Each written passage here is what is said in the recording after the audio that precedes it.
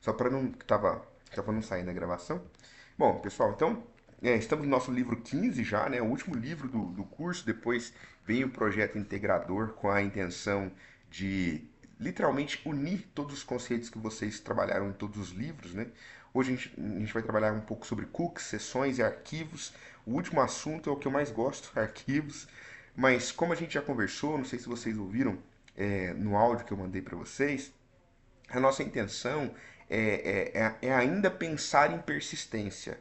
Só que é pensar em persistência de dados sem ser banco de dados, né? Quando a gente fala de persistência, ó, chegou mais alguém. Quando a gente fala, José Donizete, que beleza, só alunos antigos nossos, que beleza, José Donizete Júnior, tudo bem? Boa noite. Fique à vontade. Tudo bom, Rogério? Tudo bom, Boa. meu amigo? Você não repara, não? Eu pus pra gravar. A gente começou a gravar agora, tá? Fica à vontade, tá bom? E aí, meus queridos, um fato interessante é que a gente tende a pensar em persistência sempre pensando em banco de dados.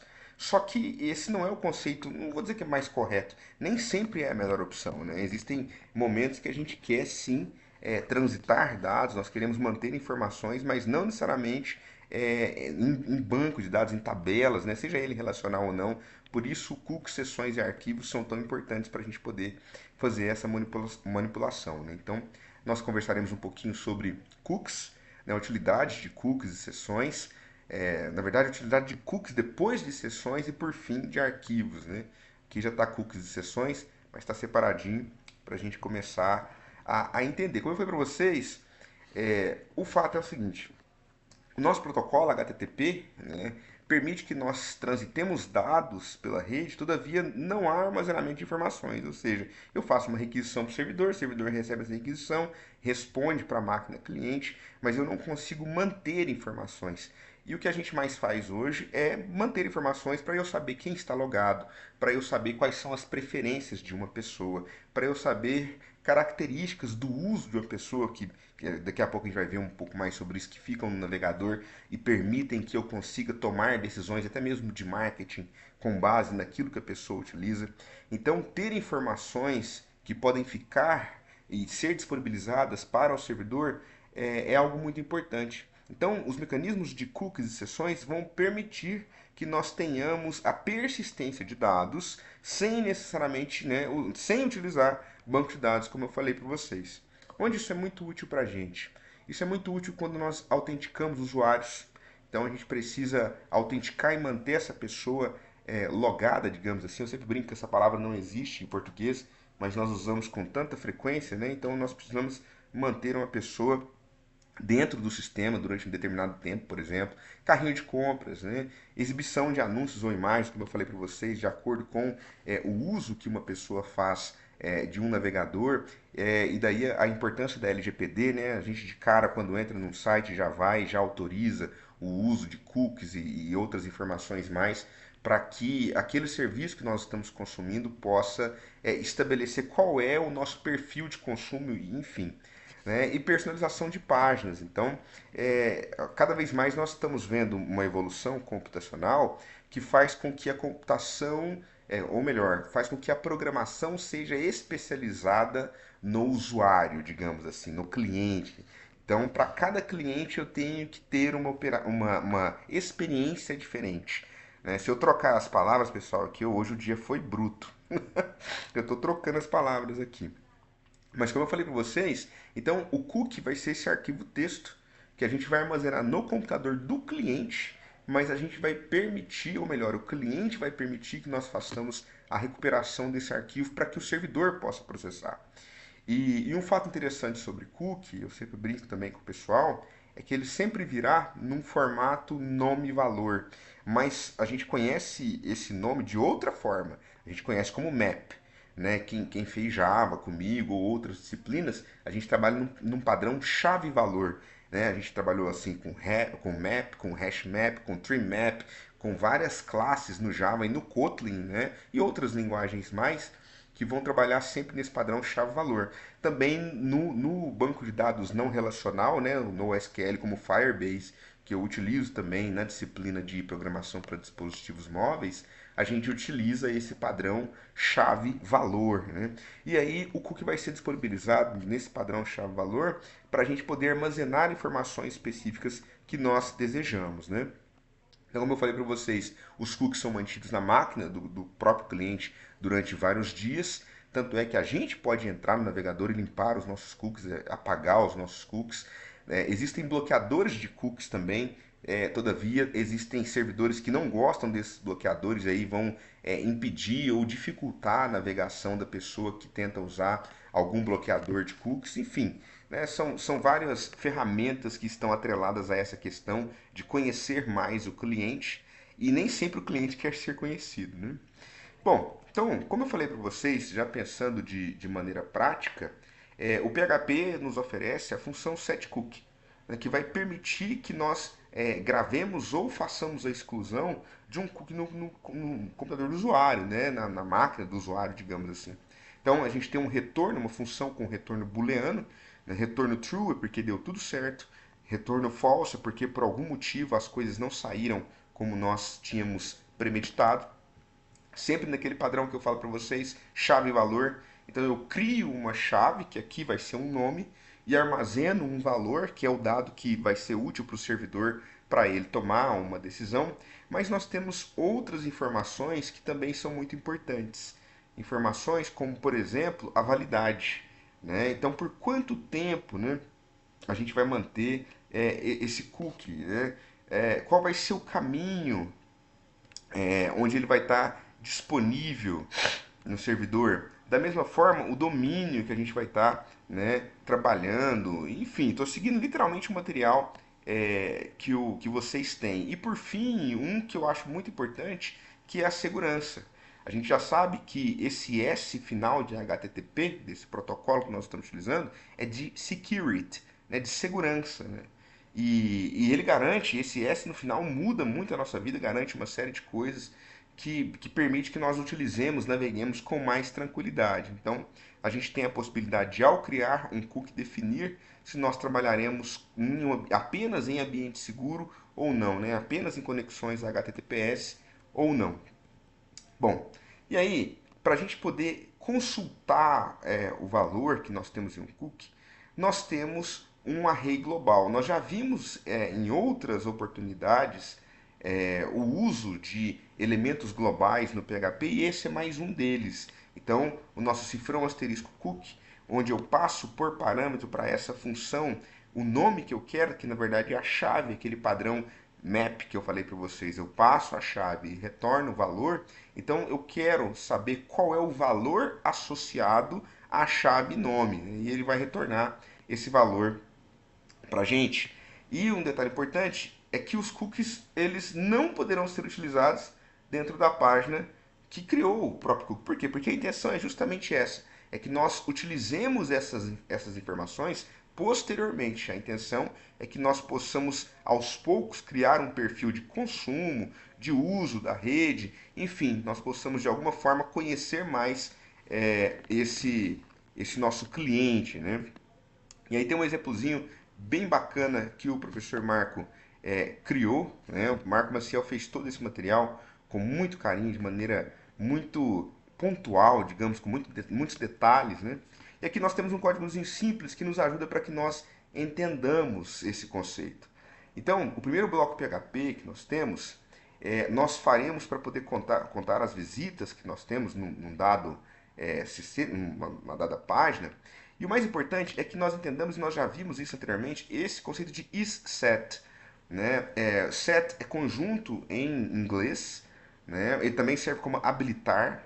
Então, literalmente, nós estamos perguntando, está habilitado? Né? A habilitação e tem um ternário ali. Então, se não tiver habilitação de um cookie, né, chamado conte-visita, você habilita ele para a gente e já aproveita e incrementa. Né? Então, essa é a intenção e já define esse cookie, já define o tempo de vida que ele terá e a função dele, que será básica, ser incrementado. E já define também como a gente vai recuperar essas informações. Então, aqui a parte mais importante, digamos assim, é que nós entendamos que isSet é está definido, está no conjunto, já foi habilitado, né? E aí um ternário para poder permitir que, caso não esteja habilitado, ele habilita e já fica pronto para poder incrementar, né, dentro de um tempo que, no caso, é o tempo de 30 dias. Né? Essa é uma parte, né, do código que nós estávamos mostrando, que vocês já provavelmente já testaram. Né? Então, vamos rodar esse código aqui. Eu já deixei meu Sublime prontinho. Deixa eu ver. Eu não lembro se eu pus como programa 49. Eu não lembro qual foi o nome. Acho que não foi 49 que eu coloquei. Acho que foi Cooks que eu coloquei. Deixa eu abrir aqui. Localhost. Eu coloquei como um Cooks 01. Cooks 01. Ah lá. E aí ele já está como 4 porque lógico, né? Antes da aula a gente tem que testar as coisas, né? Para não passar vergonha na gravação, né? Então a gente já testa, deixa tudo bonitinho. Mas se vocês observarem, eu posso ficar aqui até amanhã e cada vez que eu entro ele já vai, já aumenta o contador pra gente. Mas eu deixei prontinho para não passar vergonha na frente dos meninos, não, né? Então eu deixei o nosso server habilitado, bonitinho, assim como tá no material de vocês, né? Do Marcão e já deixei tudo prontinho. Então, é um exemplo simples, mas é um exemplo que nos diz muito, porque ao fechar o navegador, ainda assim eu mantenho informações, né, guardadas em um local onde o meu usuário, o meu cliente, não terá acesso. Isso é muito importante para a gente. Isso é ouro, né? Esses dados são extremamente utilizados pelas empresas, né? Eu diria que hoje as empresas, elas, na verdade, se interessam que um usuário navegue pela página delas, justamente para que elas possam entender o perfil desse usuário e possa até mesmo, isso não é, né? Hoje a LGPD já não permite, mas isso era muito feito antigamente, era um site que tinha uma certa função, mas ao conhecer o perfil daquele cliente, esse perfil era vendido a outra empresa, né? A LGPD já não permite mais que isso seja feito, mas durante muitos anos, durante, 30 anos isso foi feito, né? Isso era muito comum. Então, como nós já fizemos, nós abrimos o prompt de comando, liguei o servidor, né, antes do começo da nossa aula, executei o código, eu deveria ter colocado o prog 49, eu coloquei cooks, não sei por que eu fiz isso, mas tudo bem. E aí executamos e nós vimos que mais vezes nós executamos esse código e cada vez que nós executamos, ele muda, né, o nosso contador, mesmo que eu feche a página. Né? Bom, o conceito de sessão é um pouco diferente. Se por um lado o meu desejo ao criar um cookie é definir informações importantes que serão coletadas durante a navegação do usuário para um uso posterior, e aí eu friso novamente a necessidade do uso posterior, a sessão tem um objetivo um pouco diferente, porque eu quero ter certeza que aquela pessoa está logada. E aí, novamente, eu uso essa palavra que não existe em português, né, um neologismo, mas que traduz bem a nossa intenção. Eu quero que uma pessoa venha a entrar com login e senha e assim ela permaneça durante determinado tempo. Então, uma sessão é esse período durante o qual uma pessoa vai navegar pelas páginas de um site. Lembrando que durante esse período ela vai ter acesso, normalmente a uma base de dados, ela vai ter acesso a informações específicas e depois de um tempo nós queremos que essas informações não estejam mais disponibilizadas. Né? A pessoa esqueceu o navegador aberto, ela usou um computador público, deixou o navegador aberto, logado, né, com o Gmail dela e depois de um tempo ele sai sozinho por questão de segurança. Né? Essa é a nossa intenção. Então cada sessão tem um identificador único, que a gente chama de Session ID, né, para a gente poder saber exatamente quem está usando em qual momento. E para transmitir esse identificador da sessão entre as páginas, né, nós temos duas formas. A primeira forma é usando um cookie, que a gente já viu como é possível armazenar uma informação nesse padrão chave-valor. E a outra forma, a gente também já viu quando a gente viu os métodos get e post, mais especificamente o método get, que é a propagação na própria URL, né? Seria uma analogia, mas é outra forma, né? Não indicada, mas é bom evitar passar informações pela URL, mas algumas informações que não são sensíveis, não tem problema nenhum a gente passar diretamente pela URL. Então, como eu falei para vocês, a primeira forma, né, a gente vai identificar a sessão, vai guardá-la em um cookie na máquina do usuário. Esse método é o melhor, né? Ele já, digamos, é aquele mais recomendado, né? Porém, nem sempre ele está disponível para o usuário, a gente vai ter que habilitá-lo, né? Bom, a segunda forma, como eu falei para vocês, ela pode ser feita de duas formas, né? A segunda forma pode ser feita de duas formas, estamos bifurcando, né? Uma árvore quase. Nós temos a possibilidade de, na compilação, ativar o Enable Trans SID, né? A identificação da sessão, né? Mas, digamos assim, que, de novo, a forma mais indicada é via cookie. A gente pode sim fazer isso via o URL, mas não é o mais indicado por questão de segurança, assim como está no finalzinho aqui do professor, no material do professor Marco Maciel. Bom, como que a gente pode fazer isso de maneira direta e manual? Tá bom, a gente pode fazer isso usando uma função. Então, eu tenho a função session start, que literalmente vai começar uma sessão, né? E aí a gente pode também já habilitar esse início de sessão de maneira automática para sempre que o usuário entrar, a gente já cria uma sessão para ele, já cria um ID na prática, cria um número para poder saber, né, quem é aquela pessoa que está usando e, enfim, como ela vai navegar. É lógico que a gente está simplificando o fato, nós estamos simplificando demais o fato, porque o ideal, sem dúvida nenhuma, é que nós tenhamos um login, uma senha, bate o servidor, confere, retorne, e ao retornar a gente cria uma sessão para a pessoa poder utilizar. Mas aqui o importante é que nós entendamos o conceito e no projeto integrador de vocês, vocês terão a oportunidade de desenvolver e articular todos os conceitos que foram trabalhados durante todo o curso, né? Então, a intenção é justamente essa, que vocês tenham pequenos elementos, né, nessas aulas que nós estamos tendo durante todas as semanas, salvo engano, nós já temos mais de 2 meses de curso, para que agora no projeto integrador vocês possam fazer algo não somente mais complexo, mas que venha a reunir os conceitos trabalhados por vocês ao longo destes 2 meses e meio, salvo engano. Então, nós temos a possibilidade já de colocar no arquivo php.ini o session.outstart, para que a sessão já seja começada automaticamente. E, assim como eu falei para vocês, a gente pode comparar, né, a nossa sessão ao que a gente viu, né, com o nosso get e post, né, o mesmo conceito. A nossa função não possui parâmetro, session start, mas ela também tem um retorno booleano que vai permitir vai permitir que nós saibamos se a sessão foi criada com sucesso ou não. Né? Dificilmente ela não será criada com sucesso. Da mesma forma que nós temos variáveis globais para controlar o método get, para controlar o método post, nós já fizemos isso em alguma aula aí comigo para trás, e agora o nosso cookie, né, nós temos um espaço de memória já separado pelo PHP para que exista um acesso contínuo em qualquer parte do código. Estou definindo de maneira bem grosseira, mas a intenção seria essa, que nós tenhamos um espaço de memória visível a qualquer elemento, né, que deseja, né, no caso o próprio programador. E aí nós temos o mesmo conceito para session. O mesmo conceito para session porque eu preciso ao longo de várias páginas e em vários lugares ter convicção que aquela pessoa está acessando uma dada informação. Então, esse próximo código tem essa função de tentar explicar para nós. Eu acho que esse eu coloquei o nome certinho, mas explicar para nós esse conceito de saber quem está, né, iniciar, retornar um número, um identificador, um session ID e permitir que essa pessoa consiga ficar logada durante um tempo, digamos assim. Então, esse programinha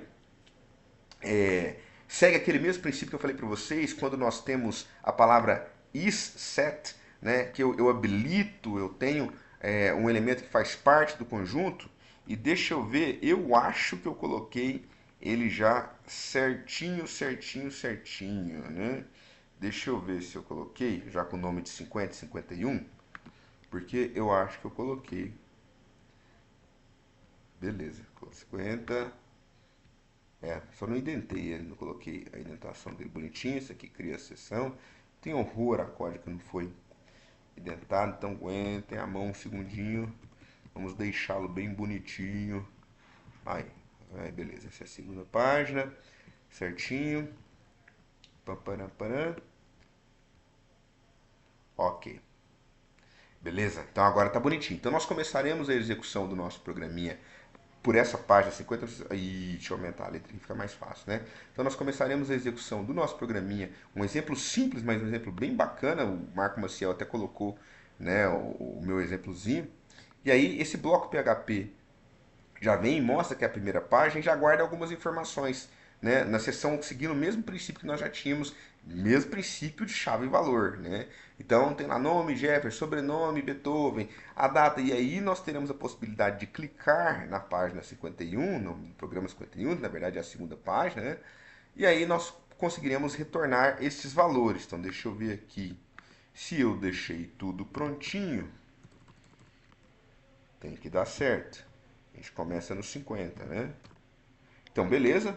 Essa é a primeira página. Eu tenho um hiperlink, né, para poder clicar na página 2. E quando eu clico na página 2, ele já traz para a gente Jefferson, Beethoven e a data de hoje, 17/6/2026. A gente pode retornar.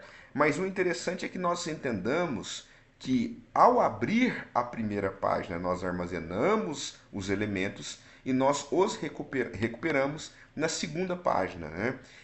Isso já introduz, de certa forma, o conceito de arquivos, que é a outra parte que nós trabalharemos, por um simples fato: essas informações ficaram armazenadas em algum lugar, né, e ficaram armazenadas de maneira disponível para as demais páginas, por mais que eu não tenha acesso a elas. Então eu tenho que ler e eu tenho que escrever essas informações para que nós consigamos manipular as sessões, certo?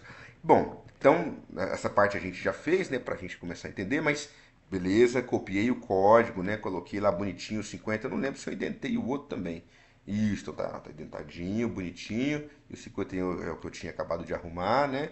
Aí, ó, tem que ter esmero, né, deixar o código arrumadinho. Beleza, então rodamos, entendemos. Na segunda página a gente conseguiu carregar as mesmas informações.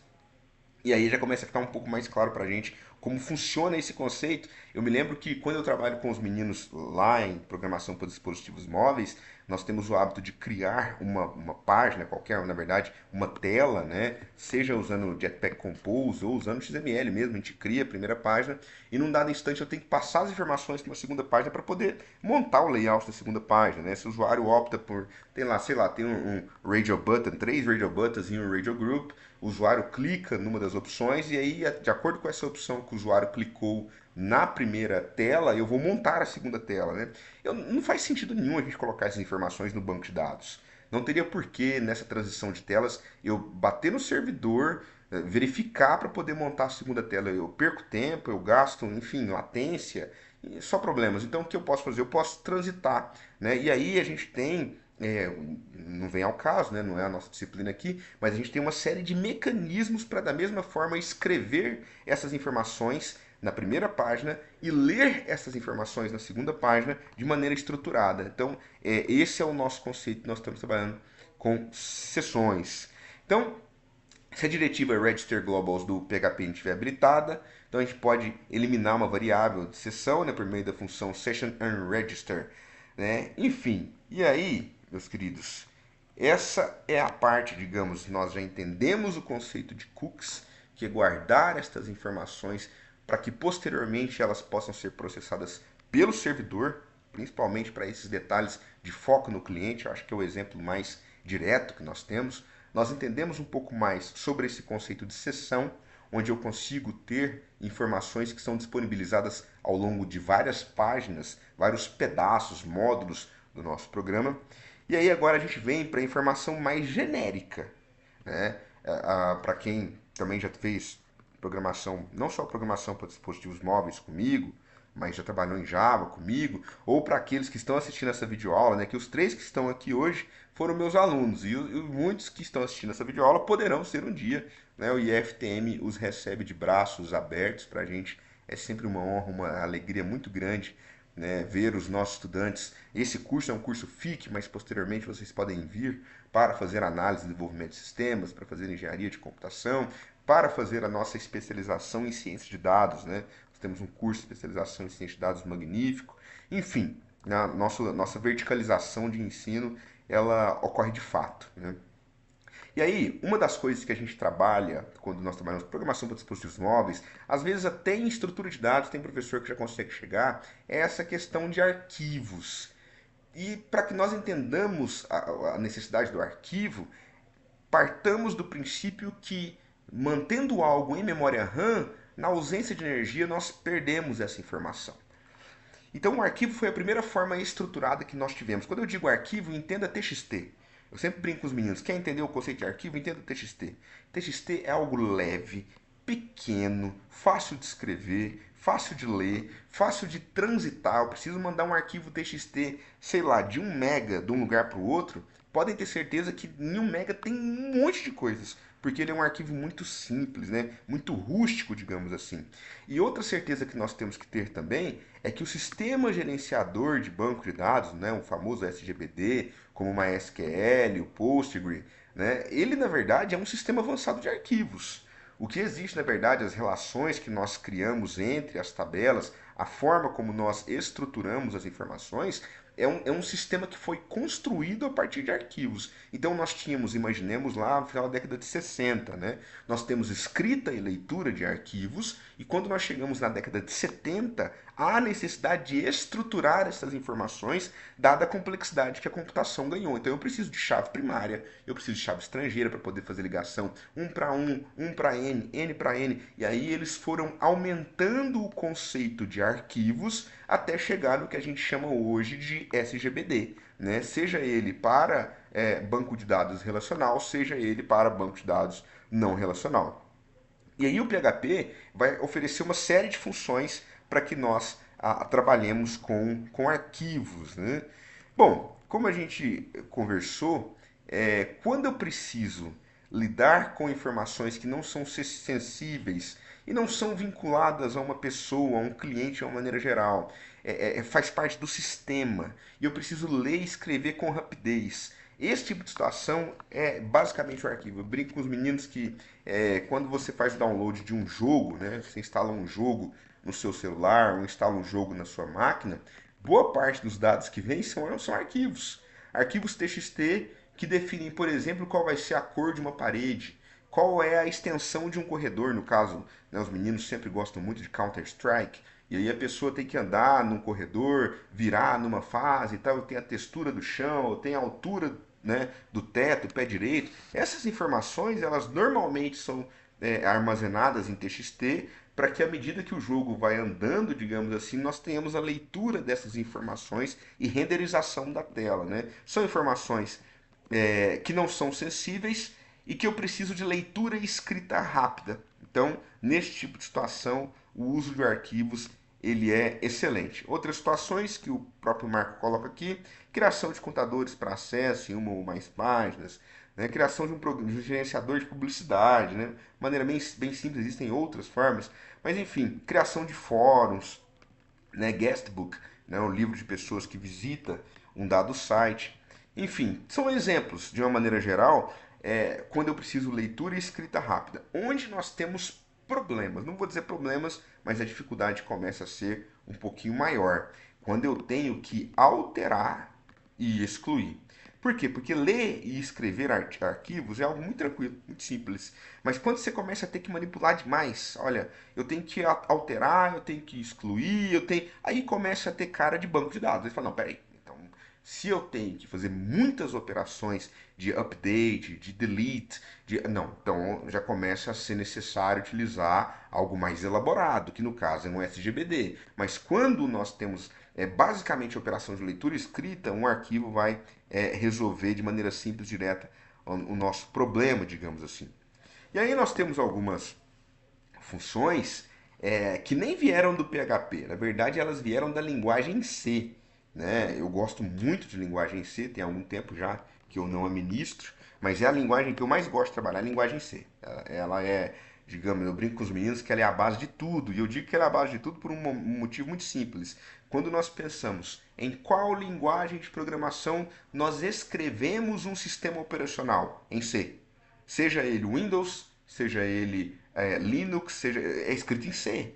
Por quê? Porque a linguagem C, né, ela surge ali no início da década de 70, salvo engano, em 1973, com um cara chamado Dennis Rich. se eu não me engano, né? Talvez eu estou enganado, vocês podem confirmar depois, mas ela traz essa capacidade de lidar com baixo nível, mas ao mesmo tempo também produzir elementos de nível médio e alto, digamos assim, né? Como janelas, botões, enfim. Então, por que eu estou dizendo isso? Porque essas funções vêm do C, esses nomes, né? Esse fopen significa file open. O F é de file, arquivo. Então, nós temos a possibilidade de abrir um arquivo, né? E aí, a gente vai ter algumas informações na função que são extremamente importantes. Então, primeira informação, o nome do arquivo. A gente tem que, né, definir qual vai ser o nome do arquivo. Se tiver uma URL, ele vai para outro caminho, mas enfim, eu tenho que ter um nome para esse arquivo. Eu tenho que ter um modo de acesso a esse arquivo, porque eu tenho um arquivo que permite leitura. Eu tenho um arquivo que permite leitura e escrita. Enfim, eu tenho que definir a forma que nós vamos utilizar esse arquivo. Eu tenho o path, né, o chamado caminho. Eu tenho o contexto, né, que são parâmetros que vão poder alterar o comportamento desse arquivo. Então, são muitos elementos importantes para que nós possamos manipulá-lo. Mas o mais importante é que nós tenhamos o nome, o modo e o caminho. Né? Eu tendo o nome, o modo e o caminho é o básico para que a gente possa trabalhar com arquivos. Né? Bom, e aí tem alguns detalhes que eu falei para vocês. Vai ter uma parte do final, eu devo ficar falando até 8 horas da noite, né, que eu converso pra caramba, né? Mas tem uma parte principalmente final dessa aula que o Marcão foi muito completo nesse arquivo. Na verdade, eu vou ser bem sincero para vocês, né? O Marcão é meu amigo, então eu posso puxar saco dele à vontade. Mas eu achei o curso muito completo. É claro que é necessário que após esse curso vocês possam enveredar aí no Laravel, né, enveredar na continuação, é claro, né, dos estudos, mas esse curso mostra, por exemplo, orientação a objetos, detalhes que em outros cursos vocês não encontram. Então, em 2 meses e meio é possível sair de conhecimento zero em relação à linguagem de programação, eu digo isso no nosso curso, né? E terminar 2 meses e meio depois, para aqueles que se dedicaram, não só sabendo programar, mas sabendo manipular arquivos, bancos de dados, cookies, sessões, métodos de envio, get, post, enfim, outras coisas mais que eu nem me arriscaria a falar aqui, que está na ementa de vocês. Então traz uma noção realmente muito boa, o curso ficou muito completo, mesmo sendo feito numa estrutura de slides. É só assim, não vai estar tudo. Está. Tudo muito bem feito. Feito pelo nosso querido Marco Maciel. E aí, nós temos o modo que a gente vai poder acessar esses arquivos. R vem de read, né? O verbo to read em inglês, então eu só vou permitir a leitura, né? E vai posicionar o ponteiro no início do arquivo. Entendamos o ponteiro, e esse conceito também vem da linguagem C, como um elemento que aponta para uma variável. Então, lá no começo do nosso curso, nós trabalhamos um pouquinho sobre variáveis, que é esse espaço de memória que está apto a armazenar alguma informação. Essa informação pode ser, por exemplo, o número 15. Então, eu crio uma variável chamada valor, e aí dentro desta variável inteira, essa variável ocupa algum espaço na memória, nós colocamos o valor 15. Tudo bem. Essa variável chamada valor, que armazena o valor 15, ela é, na verdade, apenas um apelido.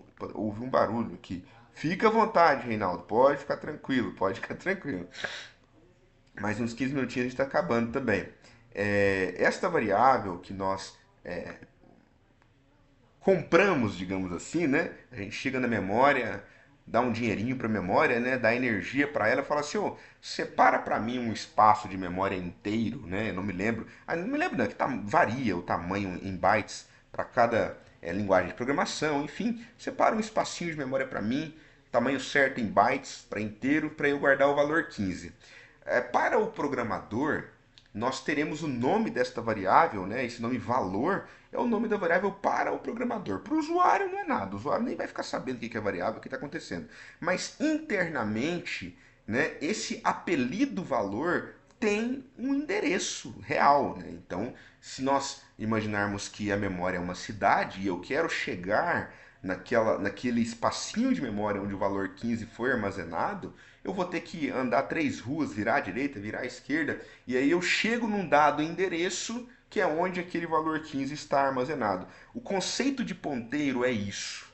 O ponteiro, ele aponta para um endereço de memória que armazena um valor. Então, o meu sistema operacional vai na memória RAM, estou explicando de maneira bem grosseira, separa um endereço específico e retorna para o programador aquele espaço de memória.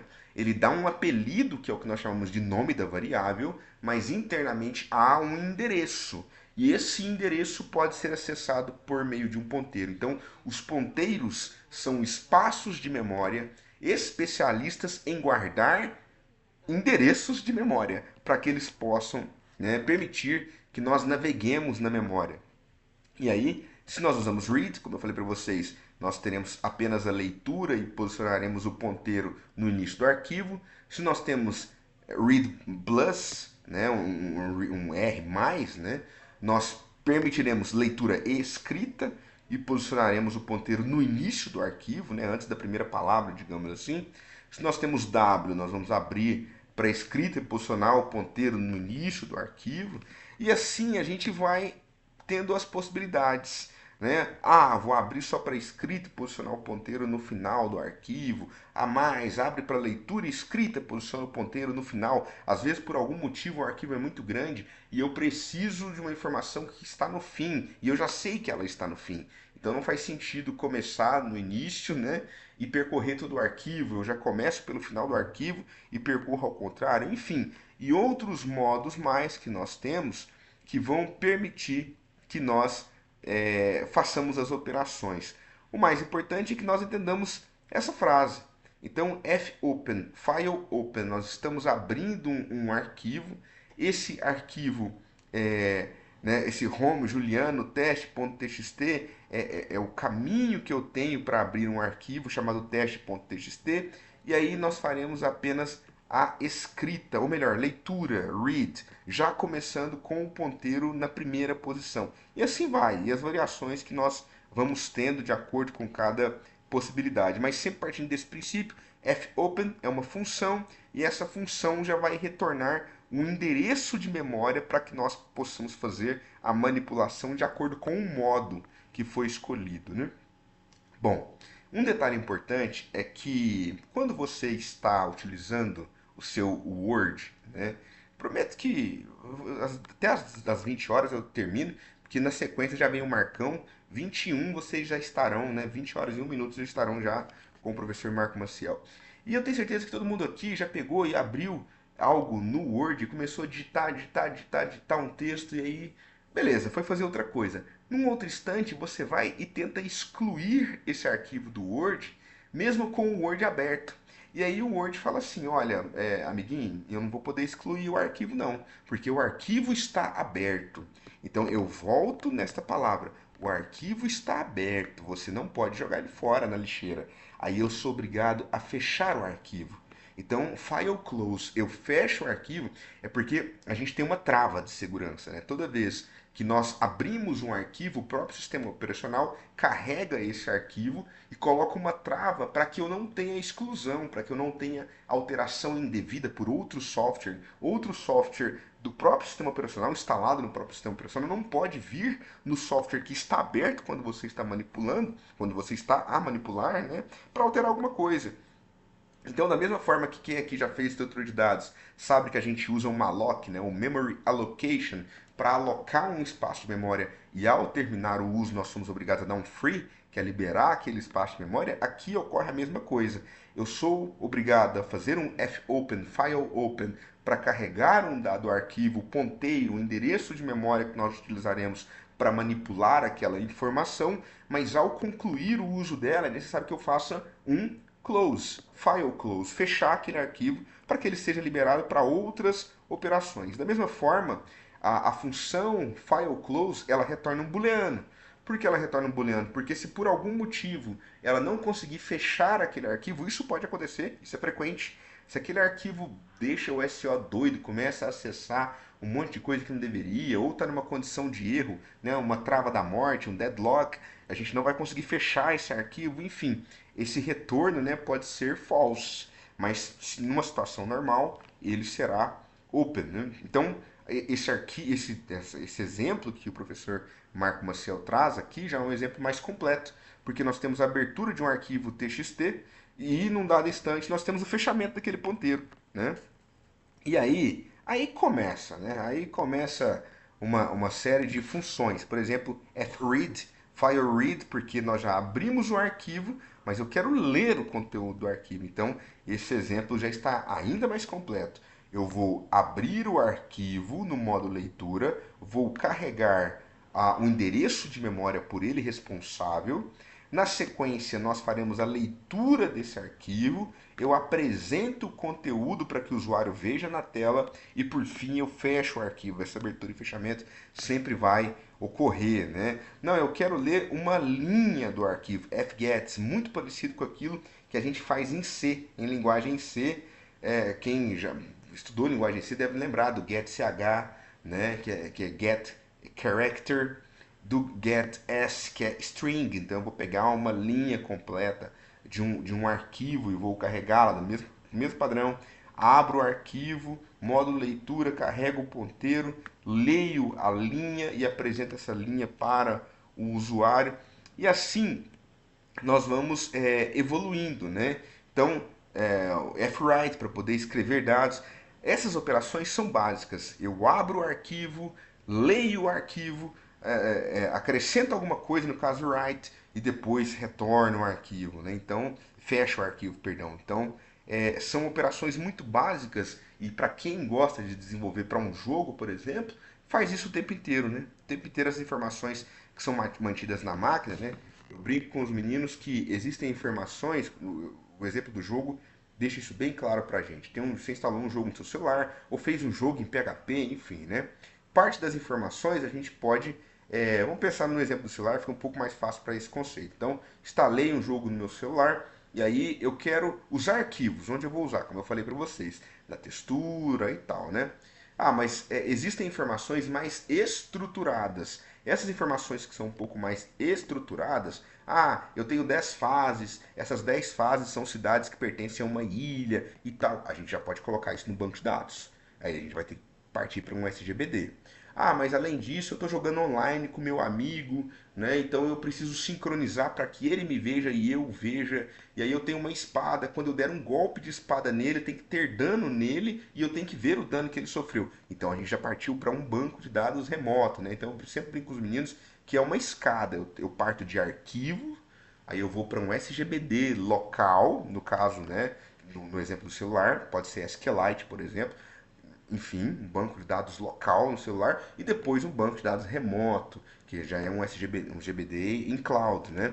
Então, esses conceitos são muito importantes para que nós entendamos, mas tudo isso parte disso, de abrir o arquivo, de escrever o arquivo, fechar o arquivo. Tudo isso sempre parte desse conceito. E aí, por fim, estamos caminhando já quase para o final, digamos assim.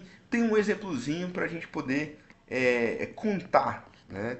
Para a gente poder contar os acessos de uma página, muito similar aos exemplos anteriores, conceitualmente dizendo, né? Conceitualmente dizendo. E aí, deixa eu executar aqui, que é o 52, né? Que eu acho que eu já deixei ele arrumadinho, ó, contador, deixei ele arrumadinho aqui, né? Tem que deixar bonitinho para não passar vergonha perto dos alunos, né? Já está bonitinho, identado, que vai usar esse mesmo conceito. Nem comentei, né? Mas if file exists, o que é isso, Jefferson? É uma função que vai me dizer se o arquivo existe ou não, né? Então ele retorna um booleano. Se esse retorno for true, eu tenho um arquivo aqui definido, ó, definimos o arquivo, tá? Mas esse arquivo existe mesmo? Você garante que ele existe? Então ele vai ser true. E aí a gente entra aqui e faz a operação de abertura, enfim, né?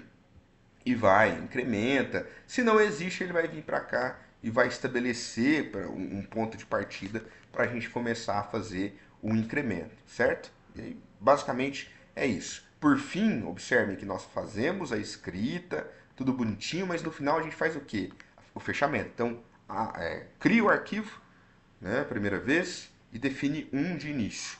Depois, o arquivo já está criado? Está. Aí ele entra, incrementa, mas no final a gente sempre tem que fechar esse arquivo. E aqui o programinha 52, programinha bem simplesinho, que vai servir para a gente poder chamar aquele arquivo contador. Então observe que tem um include aqui no início, que a gente chama aquele arquivinho contador Inc. Pra gente poder brincar, certo? Você viu que eu não salvei? Ah, não salvei aqui, né? Deixa eu salvar, gente.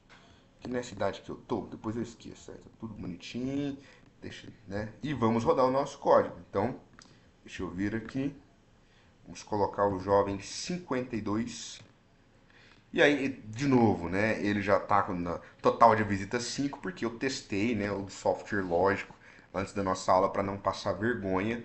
Mas total de visitas 5 e a data, 17/6 de 2026, 22 horas, né?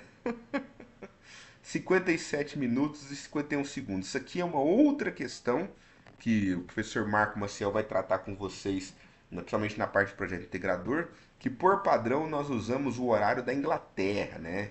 Nós temos o meridiano zero de Greenwich, que passa, salvo engano, num bairro em Londres, né? E tomou esse nome, isso vai, tem 250 anos que isso foi estabelecido, e nós estamos a GMT menos 3. Então nós temos menos 3 horas, se nós tirarmos aqui 22h57, tirarmos 3 horas, nós teremos o horário 19h57, né? Agora já virou para 58, que é o nosso exemplozinho, certo? Então, como eu falei para vocês, esse programinha, né, é bem bacana, bem simples, mas usa esse conceito de chamar aquele outro arquivo contador que cria, né, esse arquivo e permite que nós façamos uma contagem. Por fim, usa alguns elementos que nós já trabalhamos em outras aulas.